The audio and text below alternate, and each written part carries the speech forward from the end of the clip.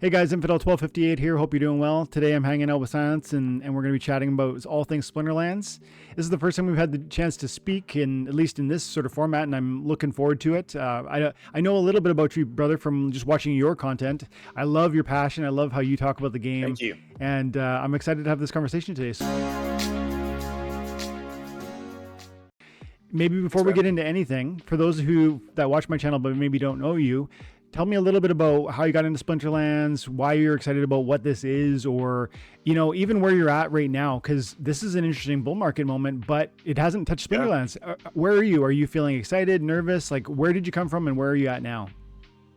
Well, I'm never nervous because with any of my investments, I only put in what I can afford to lose, right? Which is, I think, the right mentality. So, I'm never nervous. Obviously, I want things to happen and go up and be successful for Splinterlands because that's my game. It's my jam, right? Yep. And I want to see it succeed. But from how I got into Splinterlands, I was always a Magic the Gathering player. That's first and foremost what I've always done is play Magic the Gathering. I've been doing that since I was like grade 9, so I guess I'd be 13 years old, and I'm old now. I'm 44. So it's been like almost 30 years I've been playing Magic the Gathering, or it's over 30 years. Man, my math is bad. That I've been playing Magic. And I got some cool stuff, and I've always been a collector as well. Cool. And then as I got older and stuff like that, your friend groups kind of split up a little bit. You can't play like in person and do tabletop as often as you wanted to. So you start playing things like Magic online, which I kind of liked it, but it was really clunky interface. But you could get ticks and you could sell ticks, and you had your assets. You can sell your assets in Magic Online. But the interface was so bad that I switched to Arena. And then with Arena, it's just you throw your money into Arena and it's poof, it's just gone, you know? So I stopped doing Arena and started looking into more Web3 type of games, because I would always play like gacha games on my phone. And again, it was just like money pit. So I was looking for something that would be similar to Magic Online, not Magic Arena, where I'd be able to go and still have ownership of my assets, be able to buy, sell, trade, because that's something that I always loved was buy, sell, trade, and have market makers and stuff like that, and be able to look at values and kind of build your collection through doing those kinds of things. And it kind of led me to Splinterlands. For a while, I tried out Gods Unchained as well, but I've always been more of like a TCG type player. And even though it's also TCG, it felt more Hearthstone-y to me, which it kind of is, than what Splinterlands actually is. And I like the fact that the games are just a lot faster with Splinterlands. So I could like literally go in. If I wanted to just play a game, I could have it done in like 3 minutes, right? And I guess I started around Untamed, right on the tail end of Untamed, I started playing. So right when Untamed was basically almost sold out, and you could still get some packs as your rewards, but back then you only needed to win 5 games. That was it. You won your 5 games, you got your 5 chests or something like that. Yep. I wasn't taking it seriously. I only had like a silver account and things like that. I didn't have like Jotuns. I was like, man, that's so expensive. I'm not going to buy Jotuns. And instead I invested in NBA Top Shots, which total bust. But then after I started really picking up the game and I started really enjoying it, I started wanting to be more competitive. I started picking up cards, and we had that big bull market that happened. And I guess things just went from there. And I started this became pretty much my only game for a long time. And nice. It's what I play. Yeah. So you, that's like a reoccurring story from a lot of people in the community, that they had some sort of collectible card game experience in the past, often Magic the Gathering. Hey, I continue to believe that that's going to be a well we could tap better, and we should aim to tap. Do you know what I mean? Like, and you pointed to, you said something in there that I love about games too, and I used to play like. I used to buy things on D2. Like I would go to the marketplace, like real world, like, people will sell things. Oh. Yeah.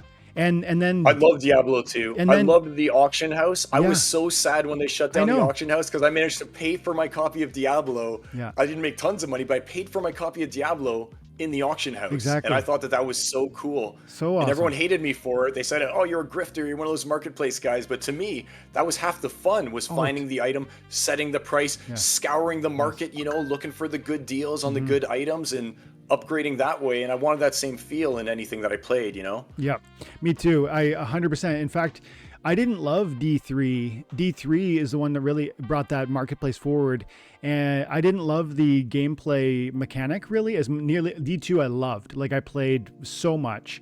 And then D3 I played quite a bit, but it was more about the marketplace. And you said you love to play the market. You said buy, sell, trade had to be a component of what you were going to find, you know, because you tried the arena and it wasn't for you, and you wanted something where you could actually, and you put your finger on it again just a moment ago, saying something like, you know, just like you've expressed a joy around finding the value that other people's are overlooking.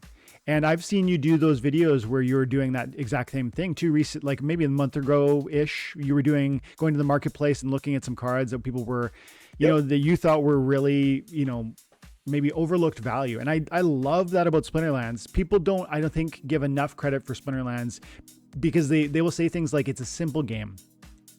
And what they mean is, like, all I have to do is pick 6 monsters and 1 summoner and press play and it's all done.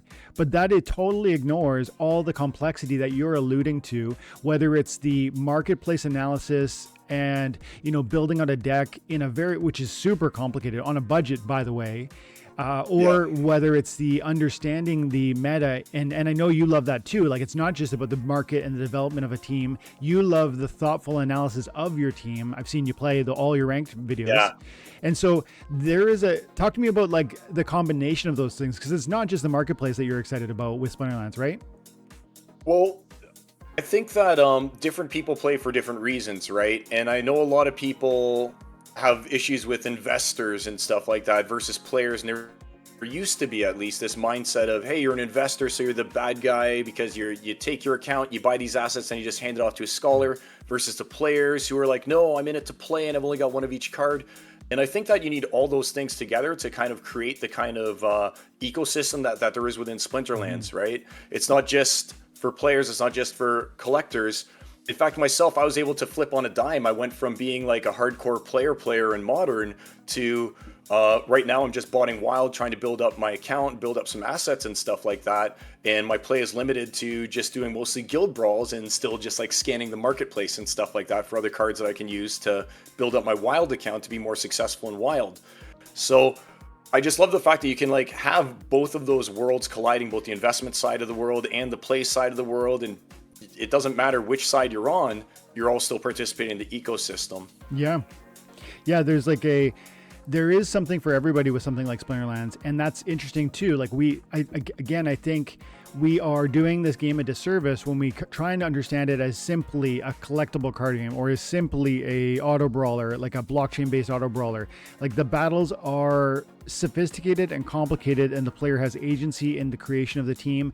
And that's a satisfying game experience in and of itself. It's worth celebrating or discussing on that level alone. But then also the marketplace is its own level, its own game, and its own sort of selling point. And then you're bringing in a third piece, I think, which is you're talking about how there's like there's a place for everybody. You whether you want to be really intentional and, for instance, battle for leaderboards in Modern, where you're not going to be able to bot, where you're going to have to, really understand the current meta and explore that and how often that evolves with all the new promo cards or whatever, right? And that being a smaller pool of cards, that meta really rolls over quickly because if you've got alphas, betas, promos, this library of cards that are old, the Wild meta can be more stagnant. Not that it doesn't evolve, but it can be more stagnant. And so there's a different place for different people. Investor, player, really intentional in that Modern League, maybe more reserved or casual from the Wild League, botting being permissible over there. Again, and different seasons at different times in life. I know you've got kids and so do I. And so there is so many things here and so many ways to engage with it. And I think one of my biggest frustrations is definitely that I don't know that everybody recognizes. They come and they look, but they don't see the layers of complexity that this game offers, hey? Yeah, exactly. I mean, and part of it is that, like I said, you can either play manually, you can bot Wild and stuff like that. You can focus entirely on land. That's a thing. Mm-hmm. You can just speculate on SPS or DEC. Not financial advisor. Don't take any advice from me. I mean, there's so many different ways that you can play this game that aren't just playing the game. Mm-hmm. Like totally. I know that it would be like Brybro, for instance, I think is just big on land. He's a huge land baron, and that's his main focus, right? And you're allowed to play it that way. If you just want to collect cards, like we just had, it's Crypto Eater. Was it Crypto Eater or Cryptomancer? I always get them confused. Who just won that gold foil Helios, right? Yes, and paid like 15 million or dude, something 14, like that for it. it's on my 14 screen now. million for it. There he is. Yeah, Cryptomancer, 14 million. And he likes to collect the gold foils and play death, right? So people are approaching it from different ways. And I don't think that there's a wrong way to play it. I think for a long time there was a really negative outlook on people who just wanted to like build a collection, spend a lot of money on it, have their SPS bags, but not actually play. And people would say, hey, that's a detriment to the system. You're not, what are you contributing to the system? And it's like, I'm spending all the money, I'm investing in the ecosystem. You're playing the game, but I'm buying the cards kind of outlook, you know? And I really feel like we kind of turned that point when we're a lot more collaborative now, and people recognize that both of those types of players need to be involved to make the game successful and to make the game fun and to have enough card liquidity on the rental market for the players to be able to play. And I mean, it's just everywhere. There's so many different ways you can play this. Yes. Yeah, you're right. And that's an interesting connection too. Point you're talking, you talked about Helios and the 14 million. I didn't know that until just now. 14 million DEC sale point from yesterday's gold foil. Million. And I was predicting between 5 and 10 million. 14 million blows. I was hoping it would be 10 million. Yeah. I was hoping that we'd hit 10 million, but then that last minute bid brought it up to 14, right? I think he was saying he needed to make sure that he could beat the combined amounts that Housewife FTW had like in their stash, as well as there's someone else. So he was like, I just got to go big. I want this one. And he went in. And there's nothing wrong with doing that. I mean, if I had 14 million, I would have definitely played it a whole different way.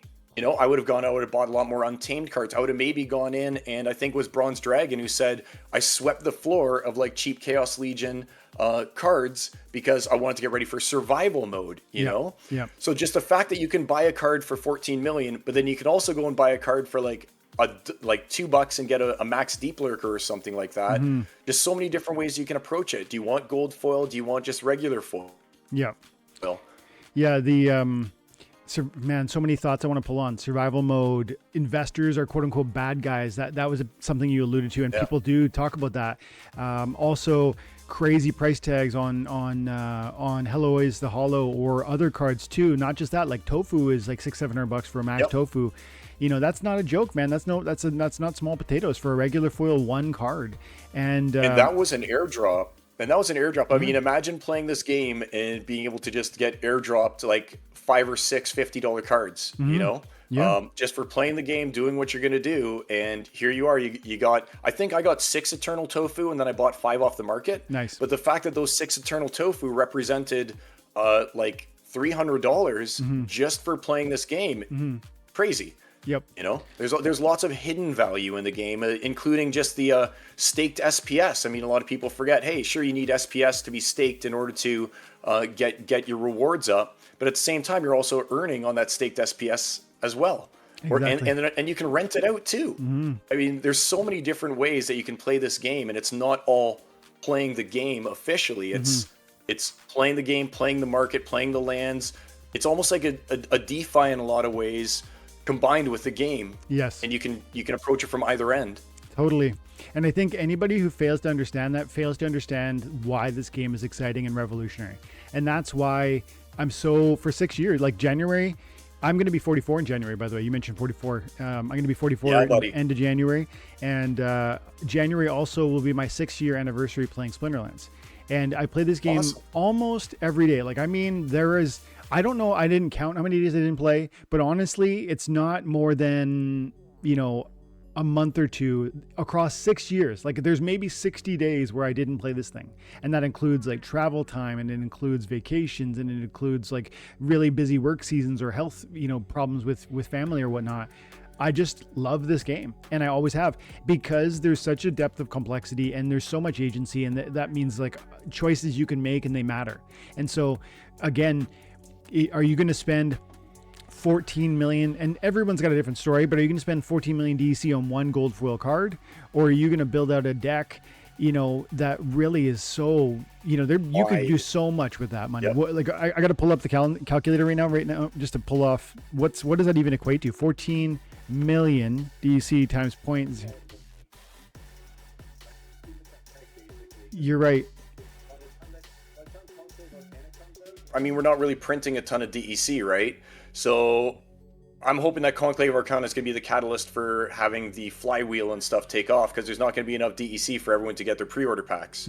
So I look at DEC right now at PEG, so it's making me think, do I want to spend DEC right now when it's not at PEG, or do I want to hold it for a bit longer in the hopes that it does achieve PEG, Oh, yeah, I feel, to me, that is a given that it will return to PEG. And I say that not as advice to anyone who's going to listen to this later, but as just from my own perspective and my own confidence.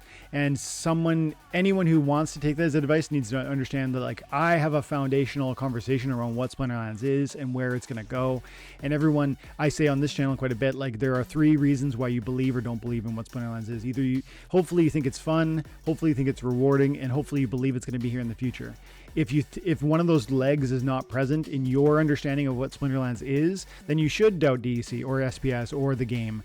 But I don't doubt those 3 legs, and therefore I am confident about DEC in the short, medium, long term, as well as SPS, as well as card assets, as well as the game itself. And that's why for 6 years I've been able to play it daily, and why I'm able to get excited about the what are usually considered trivial rewards. Even if you're in the highest top battles, champion, and let's see, this last top battle, champion battle, if I just go ahead and I'm just going to skip it because I just want to see what they got paid. 34, 35 SPS. And that's a huge amount of SPS. I would love to have that many per battle, but it's interesting to note the amount of cards and talent that it took to get to this place so that they could earn that is extraordinary. We're talking probably a perfect Rebellion deck, a perfect Chaos deck, all the promos, and an extremely talented either player or scholar. Regardless, you've found somebody to pilot that thing across the finish line to earn that 34. And what is it worth? It's worth 35 cents. And so, the interesting piece to me is that and I think to you too, Psilence, is it's not 35 cents, it's 35 SPS. And I believe in the future that SPS token will thrive. And if it does, then the accumulations of every SPS in the meantime can be more meaningful in the future, right? Well, that's especially if you do think that DEC is going to return to PEG, because when it returns to PEG and there's no DEC available, the only way to get that DEC is by burning the SPS. And as the SPS supply goes down, then that should theoretically make the SPS more expensive, because there's only a finite amount of it that exists. Yep. Right. And so as the supply goes down of SPS, then the remaining SPS should become more valuable, right? Just the laws of supply and demand. And when that happens, then as SPS is burned, then there'll be more DEC put onto the market, and the whole flywheel starts. And for me, it was what do I want to invest in right now? And the 3 things are DEC, Hive, and SPS. And for me, I chose SPS personally because I think that it has the most upside. Yeah. So, but that's assuming that DEC rehits PEG and stuff like that, and assuming I'm waiting until Conclave Arcana. Yeah. Yeah, no, I think it's a very exciting moment for your theory. I think it's well founded, and I personally feel I don't have enough SPS. At the same time, to bring in a little bit of maybe the other side of the coin, I would say with respect to SPS, I am super bullish about where this thing is going to go, even in this cycle, let alone the future. And I think the future looks the 5-year, 10 years future looks crazy good for something like Splinterlands and the tokens that are paid out in it, SPS. But I also feel, so then you could say, okay, Dwayne, you say you believe in the fun, the future, and, the rewards. And, you think SPS is going to be good, both short, medium, and long term. So why don't you just back up the truck and mortgage the house and go in deep? And honestly, there's a crypto degen in me that's we should, part of me says that. I honestly think that sometimes, but, with everything that I talk about on this channel, I always try to bring things to a place of I'm never gonna have everything, and I need to wrestle with that and be okay with it. Like you cannot have all the cards in Splinterlands. Even guys like Cryptomancer who can throw 14 million DEC at one card, they're never gonna have everything. Because by the way, there are cards that like literally are too scarce for everyone to have. Like again, I've talked about this before, but if we look at promos and you look at there's one Mighty Dricken foil or something like that exists. There's right? one Mighty Dricken, one person gets to have that card because there was 4 BCX and they were all combined to make a max 1. Prince Julian, there's 7. Okay, great, 7 people can have it, you know. And Archmage Arius, there are 3, and now there'll be 5 Helois the Hollows. And so yeah, he's got one of them, but you cannot have everything, and no one can, because there's literally there's too much scarcity. And by the way, there's too many options. I think that part of the thing that kind of scares gamers away from it is just the fact that this has NFT even in its name. Yep.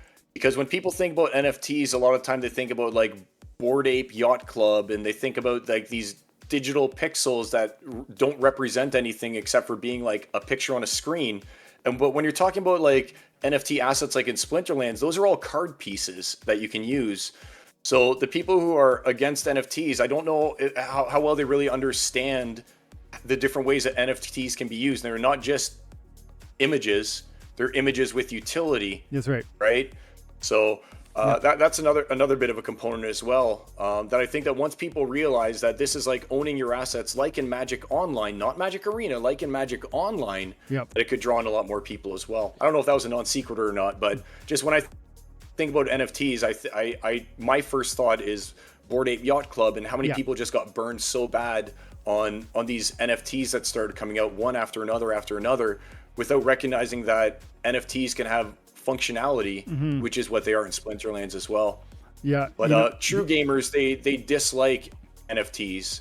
Like those that I've talked to, because I also played Diablo, or at least I played Diablo. I got bored of Diablo because again, it's just it's repetitive without getting anything out of it except for the entertainment side. And Splinterlands I find is repetitive, but there's always that huge adrenaline rush whether or not you win or lose, because there's like value in winning and stuff as well, which I love that feeling of pumping your fist because you got the win, you know, or hanging your head in sorrow and table flipping because, you know, you missed the flying creature, you missed that Pellicor bandit with an attack. So I think that once we like square the circle of people realizing that NFTs are more than just pictures, that we'll be able to also draw in more people into the NFT world of Splinterlands and other kind of Web3 gaming as well. Yes, definitely. And on the screen, I'm showing the Google Trends search history for the phrase NFT. And this, if people don't know, Google Trends just tracks how often is a term or a phrase or a certain set of letters searched within Google. And obviously in 20, is that 20? Oh, that's... Okay, 2020. That's 20. Okay, so there's been a recent spike, but that's really recent. So if we back it out, I'm just interested to see how it compares to like what we've previously seen in what most people will consider mania. What's the past? Let's go 12 months and see what. Okay, so we're not at a peak in the last year. In January there was a greater peak, and if we go back further, 5 years. Okay, the tippy top, you know, 2020 and probably the end of the 2021 run, right? And this is like Splinterlands blowing off and going crazy. And by this chart, you start to say like, we are totally, I don't know, you might say ignored, but I think it's not that we're ignored. It's more that the individuals that are out there that are looking at investment have made up their opinion based on, I think they often missed this ride. If you enjoyed this ride, you have a certain vision of what NFTs are, and if you missed this ride, you have a different vision of what they are. Or if you got in, like I said, when I was just learning Splinterlands and getting into Splinterlands, I also got in something called NBA Top Shots, which is another NFT that's just straight up. It's just what is it? Basketball cards, basically. And like those cards were going for hundreds of dollars at the peak. And then what ended up happening, of course, is we had that crash. So anyone who even did NBA Top Shots as an example and had those NFT cards that they paid $400-$500 a card, now those cards are worth like $5 or less than that even. That burned them to the whole concept of an NFT. So we lost that whole group of people who would be interested in NFTs, but then they got involved right at that peak, and then they held it to the floor, and now they think themselves NFTs are a scam. Yep. But those were non-utility NFTs. That's literally just like a scene from basketball. Yes. That is an NFT that you could buy, sell, trade. Totally. But it didn't have anything going for it. That's right. I shouldn't say that. I mean, I don't want to trash them or anything like that. I mean, the things still exist, but I mean, I know I had cards that were worth $1,000 that are now worth like $10. Yep. So if you got burned on that, then you're obviously gonna have a negative opinion. And there was a lot of press that came about how NFTs are scams and how many people lost so much money on them, right? Yeah. And I think that translates all the way through to any time that you hear it. Like, what's another big one? Was it Fortnite? It was Fortnite or something like that that said that they're going to use a Tezos blockchain and they were going to go and they're going to start incorporating NFTs into their game. Maybe not Fortnite, Rainbow Six. Splinter Cell, one of those games said that they were going to integrate NFTs on the Tezos blockchain, and their player base, they went off. They were like, we don't want it. NFTs are a scam. NFTs are greedy. It's all for the developers. And they didn't understand that. It's so clueless. The thing with the NFTs is, imagine playing Rainbow Six or something like that. You're just playing with your buddies. You happen to get one of the bad guys or whatever. There are certain words I don't want to say here. You happen to get one of the bad guys. They drop this unique NFT item, and you're like, oh, I didn't expect this, but it's built into the game. And you take that special armor that you got or something, you bring it to the marketplace, and you're like, oh, geez, I just managed to go ahead and have a night out with my friends at a fancy restaurant because this armor dropped. Totally. How could you be against that? I know. Like, how could you be against the Diablo 3 marketplace when it's like, I'm just playing this game, which I'd play anyway, but I'm dropping items that have actual value associated with them. Why are people against that? And they say that that's pay to win mentality. Yeah.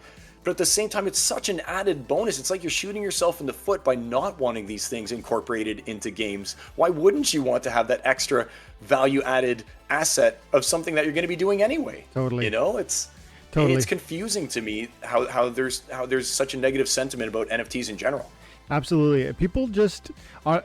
Honestly, sometimes people just are not like you think people will be logical to their own for their own self-interest. You presume most people presume that would be a natural state of like the human mind, but I just don't agree that that's true. In my opinion, people are often, there's incentives around having your opinion be right, and sometimes those incentives are more desirable than actually being right.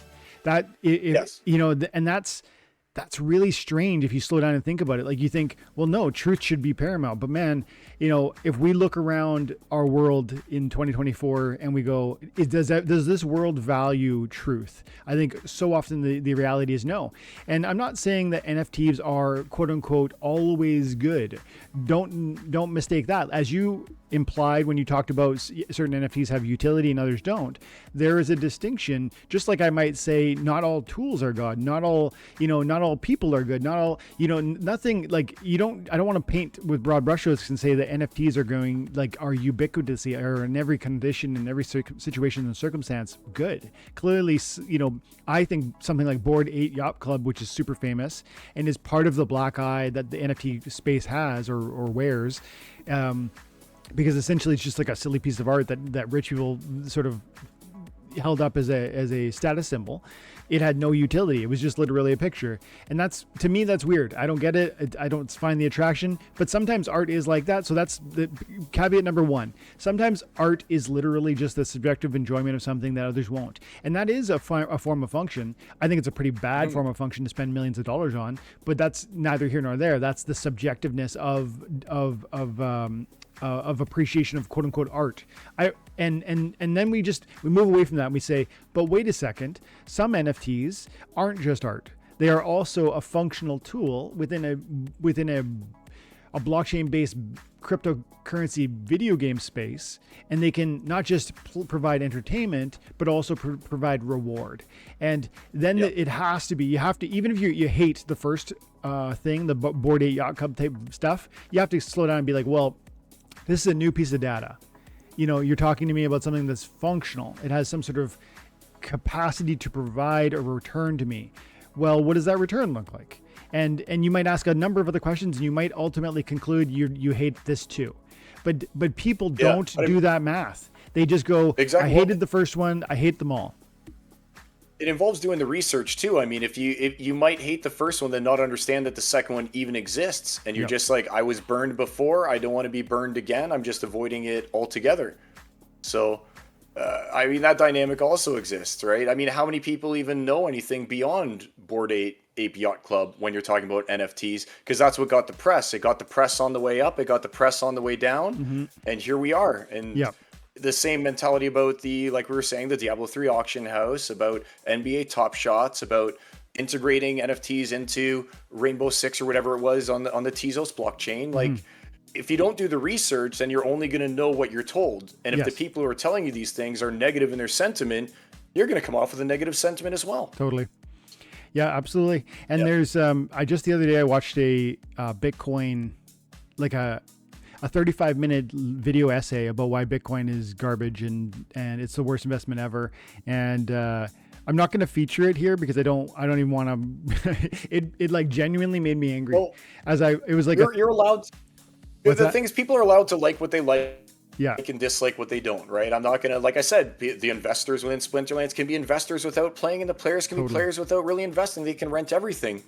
But I mean, when I look at it, I like to look at it from all the different angles. Am I having fun with it and stuff like that? Am I earning on it if that's one of my goals? And you're allowed to like what you like. Totally. And if you don't like it, you don't. But Yes. at least it's nice to know about what you're talking about, Yes. instead of just lumping everything into a ball and saying I dislike everything. You know?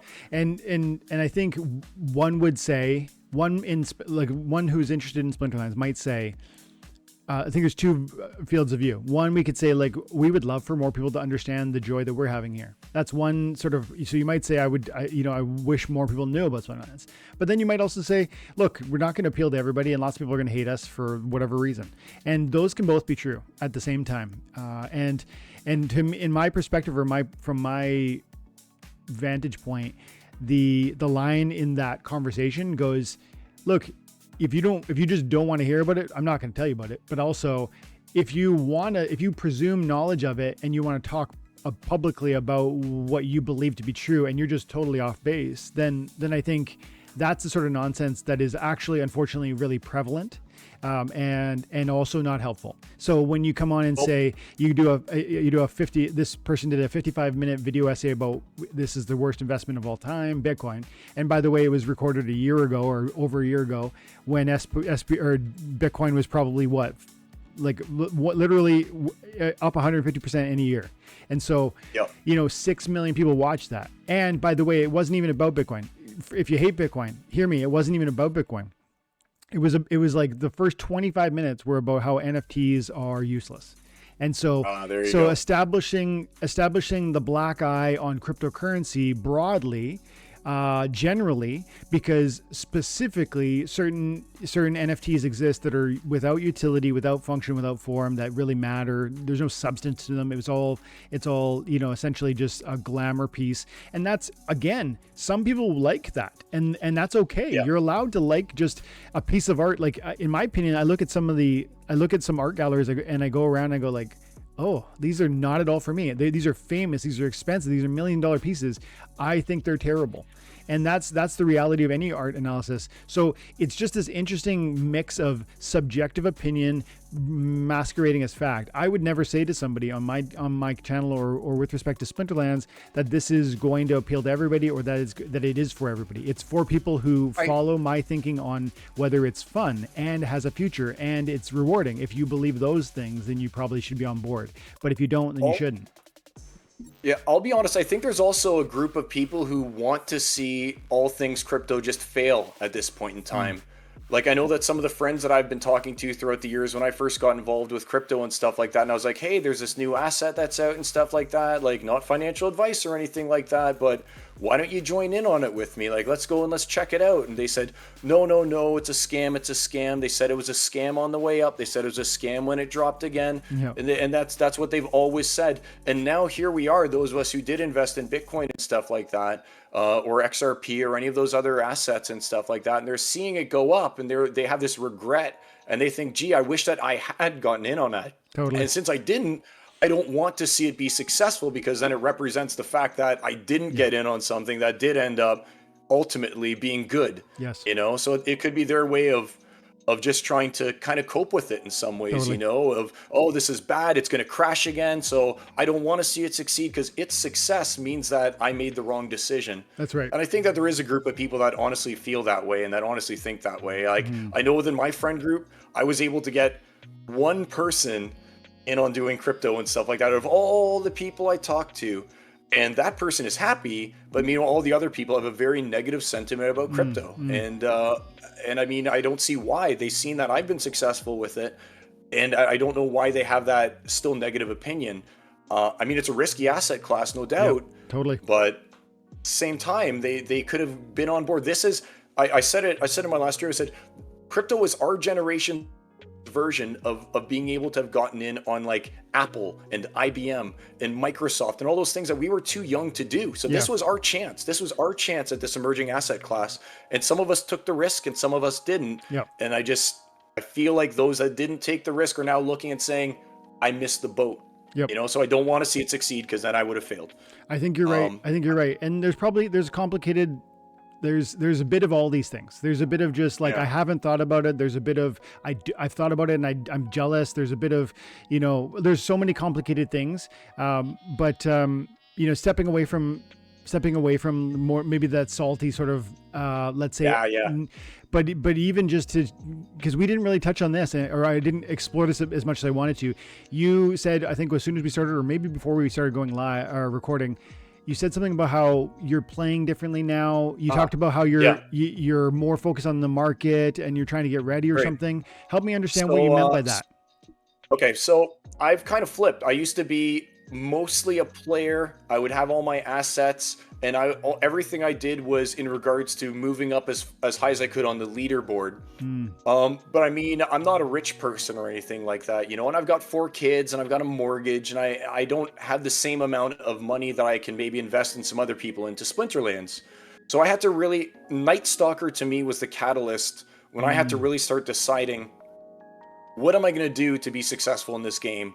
Can it only be playing, or am I going to fall farther behind when I do want to go and I do want to start playing again? Because you see Night Stalker, how amazing that card is with all of its great abilities. And it's one of those limited promos that, I mean, you either have to have the cash, you pony it up right now, or you miss out on it.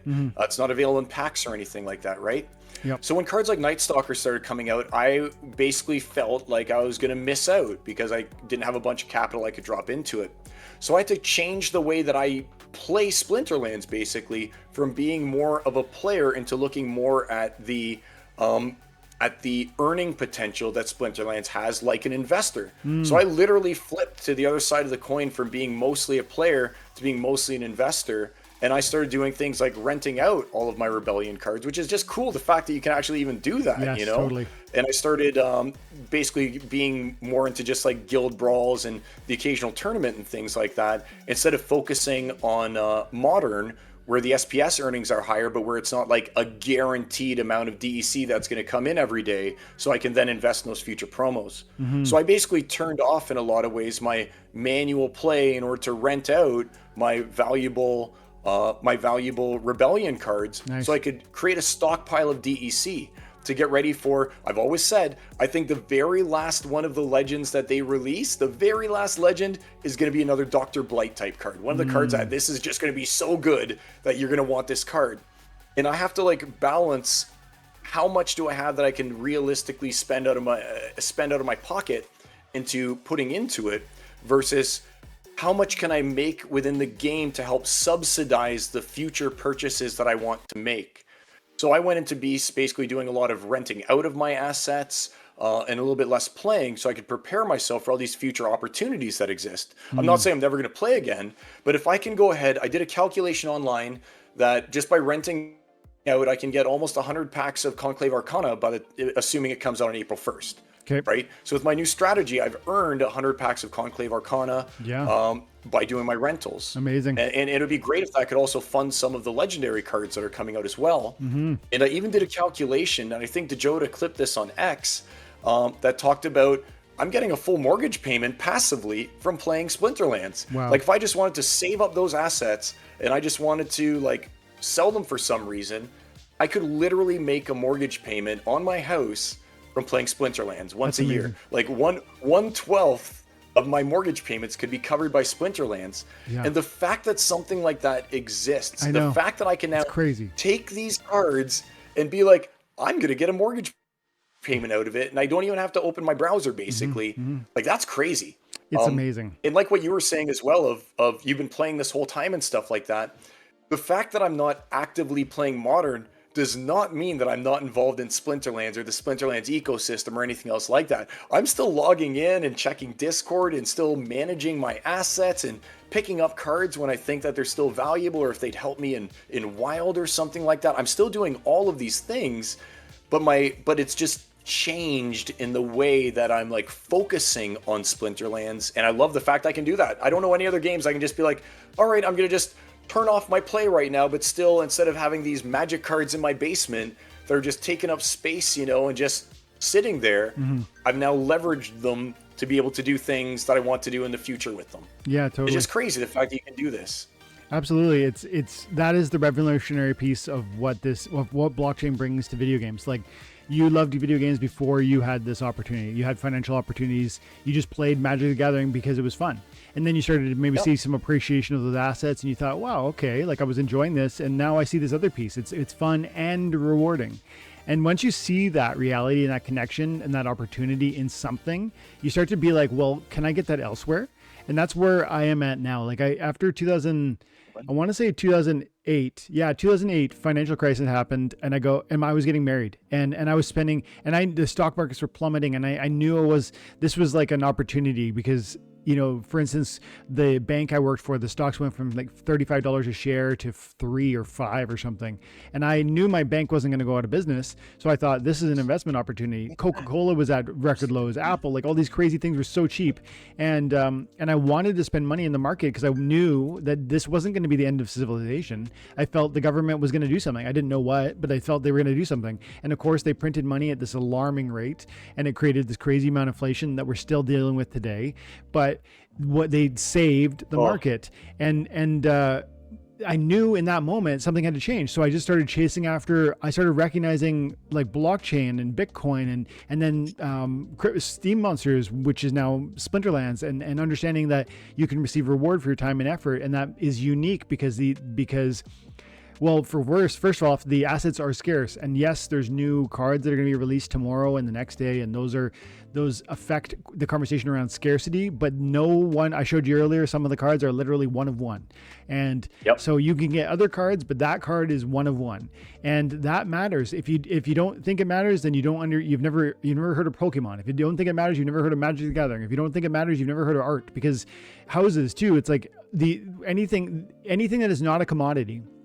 Commodities sell for the same price, whether you buy one or another. If you want to buy a barrel of oil, it's a barrel of oil price. But if you want to buy an NFT in Splinterlands, one is not the same as another. Yes, you can get one Oceanus or another, and they're the same, but one Oceanus is not the same as one Tofu. And they're both legendaries, but they're totally different. And recognizing all of that, as well as the financial collapse that's really, in my mind, still unfolding. It's still unfolding, man. You pushed me down that road. Was that a part of your story? You're my age? Buddy, don't even.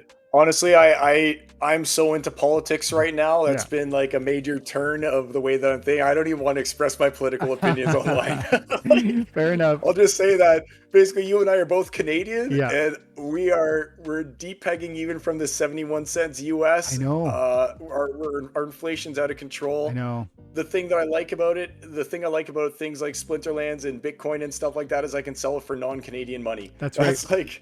That's what I'm looking at. It's a hedge against inflation in a lot of ways. Totally. But I mean, I don't want to talk too much. My politics, not everyone likes my politics, is the way I'm going to phrase it. Yeah, probably me too. Me too. I've tried to red pill a few of my friends and stuff like that. And I mean, Canada is very different than the US in the way that we look at things is how I'll leave it. Yeah. I think I'm probably right there with you, but yeah, no, I mean, suffice it to say, the conversation. Shifting, though. What's that? It's shifting though. Conservatives are starting to work their way up. It's people. But it's taken a long time to get to where we're at. I think in my mind, it's a matter of, again, do you want to be? We talked earlier about like not everybody cares about pursuing truth. And sometimes people are set in the path that they've established, and they just need, and you said something like, they don't want it to win. They don't want Bitcoin to be a winner, because then, by the way, I missed it. And so I just need to keep fighting the fight, even though I'm totally wrong. And if even a 10-second conversation around the facts would reveal that to me. And I think that's happening in politics. It's happening in economics. It's like coming to a head right now, in my opinion. And I think more people are awake to that reality now than ever. And I do think Splinterlands is part of. I don't think that word revolution is inappropriate. I think it's genuinely revolutionary, because it's unlocking value for your time and effort in a way that is consistent with what we've seen over the last, I want to say 10 years, like maybe 20, point cards. I still remember, like, as a youth, like those kind of becoming a norm. You'd go and save on foods, or your local grocery store would give you some points, and maybe you get a free loaf of bread every month. Nothing special, just something. But it's that it was intended to make the consumer have some sort of sense of ownership or investment in. It's like Subway sandwiches used to give you, when you bought 12, you get another one for free. Yeah.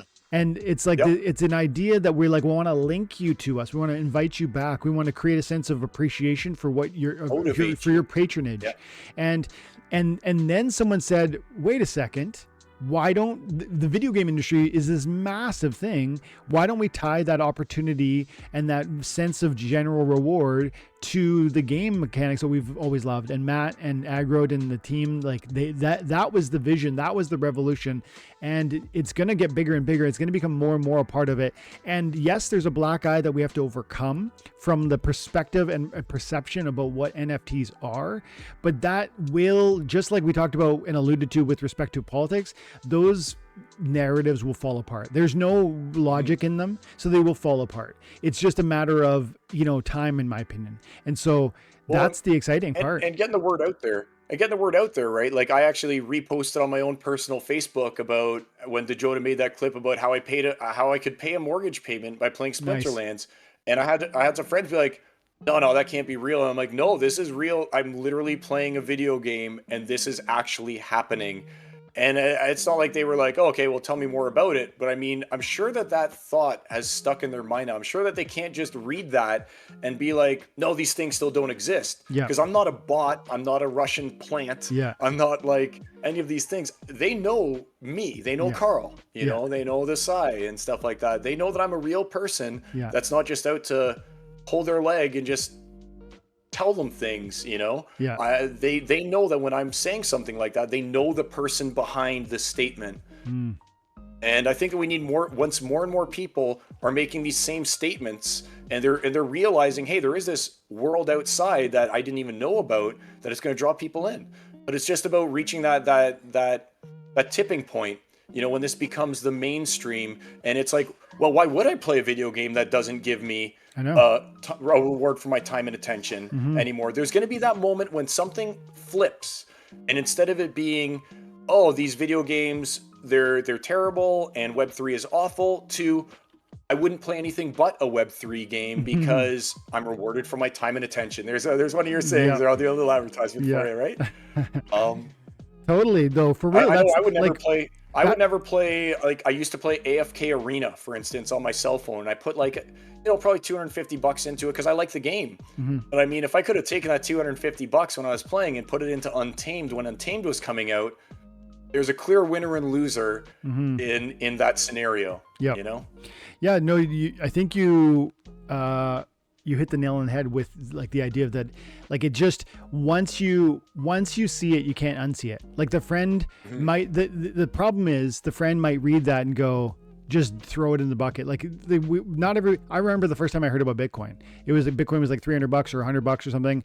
And I just I didn't receive that reality. I wasn't like, okay, so now I'm going to act on it. It was more like, oh, I guess I missed it.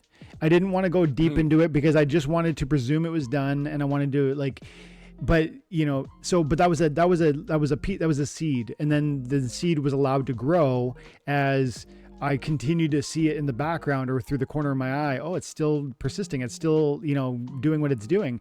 And then I started going a bit deeper. Oh, maybe I should learn. Maybe I should pull at that thread a little. And of course it gets, you know what I mean? That's where the friend can ignore until they can't ignore. And that's the really crazy thing about stuff like this. I had a friend introduce me to Bitcoin when it was $20 a Bitcoin. And I said, why would I buy Bitcoin? Why would I do that? And then it was only after like another year down the line or something like that. Funny crypto story. I got involved in Cryptopia, and which is out of New Zealand. And I went and I was like, oh, this is fun and stuff like that. I'll go and I'll just like play the stock market without, being a stockbroker. And then Cryptopia got hacked and I lost everything in there. And then I had to come to the point of, okay, do I want to start over? And keep doing this, knowing what I know, and I made the decision to do it. Obviously that's kind of like, it wasn't 20, but I got in again on Bitcoin at 7,000 Canadian, which is still obviously great. Yeah. But I could have gotten in at $20. I know. But it took me that journey, like you're saying, a while before I was able to get to the point when I felt comfortable, and there was enough evidence for me and enough that I'd read about for me to say, okay, I'm going to pull the trigger on this. And if I win, I win. If I lose, I lose. But I didn't want to miss out. I FOMO'd in. Yeah. Right. I was like, I don't want to miss out. This is my chance. And if I lose it all, I lose it. But I at least want to be involved in this because it's a new asset class. It's an emerging asset class to this day. Yeah. It's an emerging asset class. Yeah. We haven't fully explored it. And I mean, talking about Trump even, I believe that Trump said that he wants to start a Bitcoin reserve for the US. Yeah. Right? If he starts doing a Bitcoin reserve to have literal Bitcoin in the US, and I think his goal is to get, don't quote me, it's like 10 million over 5 years or something like that, and they start actively buying it, what other governments aren't going to try and follow suit with that? They're not going to want to miss out either. Totally. So, yeah, it's just there's so much happening right now, and I feel like we're still at the tip of the iceberg, but we're at the point when it's becoming mainstream. And once it becomes mainstream, we get that adoption, and the banks are the ones who I think are going to decide to pick it up, because crypto represents a huge threat to the banks. Yep. Because there's no middleman in crypto, really. I mean, sure, there can be an exchange, but I could just as easily send something from my wallet to someone else's wallet and just pay a transaction fee. And when you're doing something like that, you're cutting out the bank that acts as the middleman and gets their share of every transaction that happens. And so they're fearful of that. And by continuing to invest in this kind of thing, it's only a matter of time before the banks say, we don't want to miss out on it either. And they'll become like third-party custodians as well. And when that happens and they're like, oh, I checked my bank account statement to see how much crypto I have in my bank account, that's going to be another huge turning point for, like, I don't want to, this sounds like out there, but for all humanity, because here we are now, a global currency that gives free medium of exchange without any third parties being required. Yep. You're right. And I agree with you. And I think more and more people are going to recognize I think truth is, I've said this about SPS, that the price going up will be one of the greatest attractors to this game of Splinterlands. And that's unfortunate. It's exciting and it's unfortunate. It's unfortunate because, what you want is people to recognize what they're missing out on before they miss out on. And I don't say that, I'm not just saying that because I'm some sort of like benevolent, and I desire everybody to be rich. It's more about the reality that, I see something special, and I'm like telling people about it. And sometimes the response from people is like, it's like me or you with Bitcoin at $20. It's that same thing. And you go, well, that's just really unfortunate. You're going to miss it. But when it goes green, when there's this crazy rocket ship for SPS or for Bitcoin, we always see it with Bitcoin. People come crashing in, like kicking in the doors. They can't get enough. And everyone's talking about how it's going to go to 1 million. And they're talking about things like the Bitcoin Reserve, Federal Reserve, or Strategic Reserve with America. I find that those narratives only pop up in moments where we're already at crazy growth. And the same will be true for SPS. And so anybody who's watching at this moment in the video later, and who already is into Splinterlands and believes and they have an SPS bag, I want you to remember this moment for Bitcoin and apply it to us in SPS when we have our crazy green candles, because I believe we will have crazy green candles.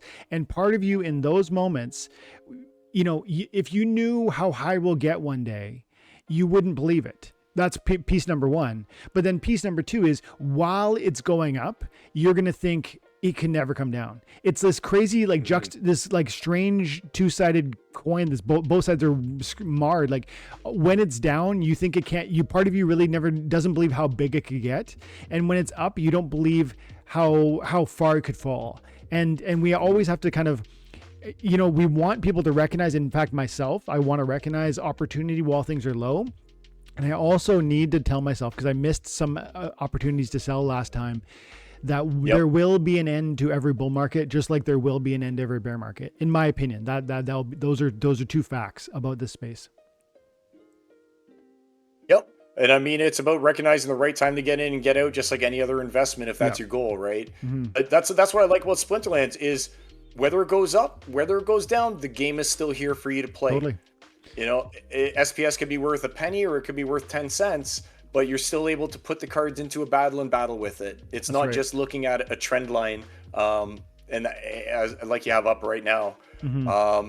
That's it. In utility is what's going to, I think, push a lot of adoption for these kind of Web3 games. Yep. We've already been, let's see, we've been recording for an hour now. You said the kids were... My kids are already awake. I literally gave them a remote control. I said, here you go, give this to Mac and head upstairs and watch some TV. And they've left me alone. But yeah, man, it's been a good convo. It's just funny how we can get off track from even talking about Splinterlands, because it's so interrelated and there's so many different aspects to it that everything branches out, you know. And I would just love to see more people see it the way that we see it. But I think that that's something that's just going to take some time, and people are just going to have to be more exposed to it. And I think that it's coming to fruition right now. We're seeing it with governments. We're seeing it in newspapers now. And soon it's going to be as common as having dollars. You know, it's just going to be there for us. And that's going to be the catalyst. Today I said to my daughter, she's 10, and she was asking me about Bitcoin. And she essentially asked me, like, where does the value come from? In her own way. And I explained it to her, but I also know that she's not really caring. She's just kind of like throwaway question. And I said to her something that I think is real and true. I said to her, look, babe, like you got any questions? I'm happy to answer them for you. Truth is, like, you don't really need to know this stuff right now, but I believe one day in your future, you're going to need to understand this stuff. And for now, just let daddy understand it. But like the truth, I really think like this space, this technology is going to be such a big part of our future that there is no not understanding it. There's no living outside of it. I believe it's that important. And I think Splinterlands is in that conversation, not because Splinterlands itself is this, you know, cornerstone of the financial future, just because literally it's one of the first ever that grabbed hold and showed people that there could be reward, financial reward, meaningful financial reward across time for your time and effort. And that is special. It's important. The gaming industry is too big for that not to matter, but it doesn't mean it matters. It doesn't mean it's fully recognized. Even though, and that's the same of you like value, right? Value is not always seen, but that's why price can be different than value. Price is what you pay and value is what you get. Splinterlands has great value, and sometimes the price doesn't reflect that because there isn't the actual comprehension of what it even means or is. And I think that's true with Bitcoin. I think it's the broader, but man, we could go on. And I just want to say, like, I would love to do this again. Man. Great conversation. It's been a pleasure. Yeah. Thanks for coming over, and next time we'll come hang out on your channel. We'll do something live, if you want. Sure. Yeah, I've kind of slowed it down a bit because it doesn't feel natural when I'm just like, hey, here's what I'm doing, here's my rentals, here's how that's doing, and stuff like that. Gotcha. You know, it just doesn't feel the same as when I'm playing. Gotcha.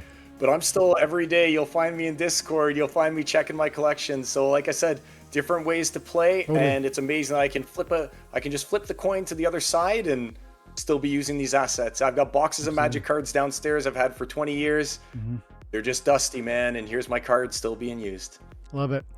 Okay, well, thank you very much, and everybody who's watching out there, if you enjoyed the video, drop the like, subscribe to the channel. Have an amazing day, you guys. God bless.